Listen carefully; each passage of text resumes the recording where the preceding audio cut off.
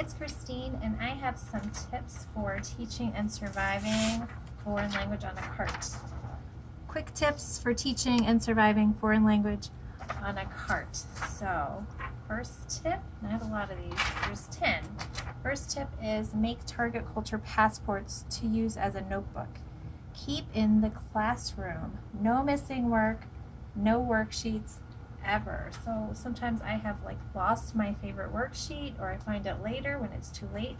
And this way, and then maybe about 10 years ago I switched to passports, and it has worked a lot better. So no worksheets. Everything they do is in the passport. Here's my French one. Mexican or Spanish. I just pick one of the countries that speak the language. Chinese. German.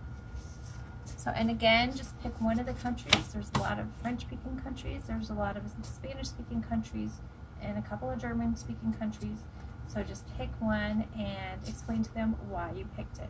There might be a heritage student there, and you might pick their country, which would make them feel kind of cool. Okay, so on the inside, every day, the last 10 minutes of class is when we write. So we keep it spoken, spoken, spoken, till the last 10 minutes of class or less. Then they write down the learning target, which really should be up the whole time. I can introduce myself, make a simple drawing, person's pointing through themselves and saying, Je m'appelle Leah. So when they go back and look at their passport, they know what the person is saying, and they understand the French, and we have not used any translation. So keep going. There's numbers. We ordered crepe.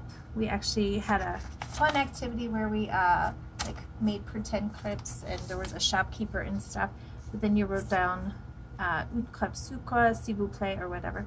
Voilà and merci. And favorite song. One person has headphones, one person does not, and you are telling someone ma chanson préférée, my favorite song is. And we talked about French Impressionist artists. My favorite artist is. Then we talked about times. There's a really cool video where there was a skeleton singing a song about time. And so we drew a skeleton. It's really fun to draw. The kids like it. But you have to keep your drawings very simple so that the non-artist can accomplish it too. So I use passports. The second thing is, in order to grade faster, and I don't do any worksheets, I've thrown them all away. They were really good, but I threw them all away. To grade faster, students pass up their passports open so you can grade faster. Okay, so if it's like this, then you have to open it, each one, and grade it. Then close it. So in order to go faster, I have them pass up their passports already open, so that I just grade, throw it down, grade, throw it down, grade, throw it down. And then at the end, I close them up and it's done. So it takes me about 4 minutes to grade a class of 30. That's it. Sometimes it's even faster, but usually about 4 minutes. If you do assessments, like kind of tests and quizzes, if you have to do that, then make them in Google Classroom on a Google form, and they will be auto-graded. So you won't have to do anything except make a really good assessment. If you have an open-ended question, it's pretty quick to go through and grade just those. But paper is not needed to have a good assessment. And in fact, it really bogs you down. And you might lose one, which is terrible. Okay, the next thing is carry less stuff. Make smaller posters that fit into a carrying case. Use student supplies like scissors. Use classroom supplies like mini whiteboards.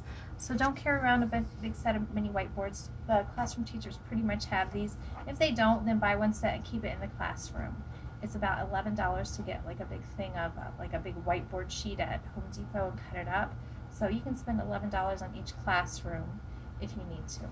And I'll show you what I do for posters. And we'll go outside for that. This is my poster strategy. So in this one, I keep like a bunch of posters. So this one's for storage. And this one, I keep like 1 or 2. Sorry, it shouldn't say Chinese. It should say German. So then I take the handles. And I have a light as a feather thing to take into the classroom.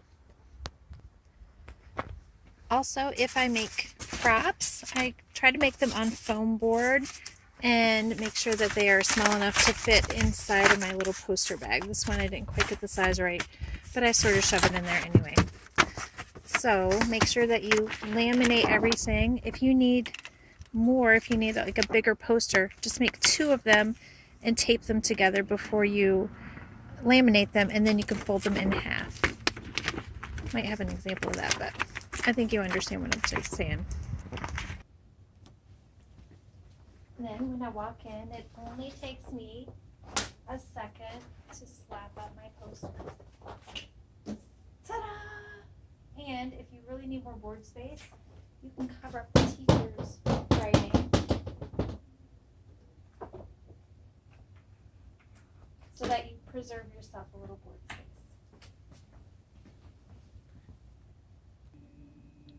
Okay, the next one is tip 4, students have to face forward. This is for learning names.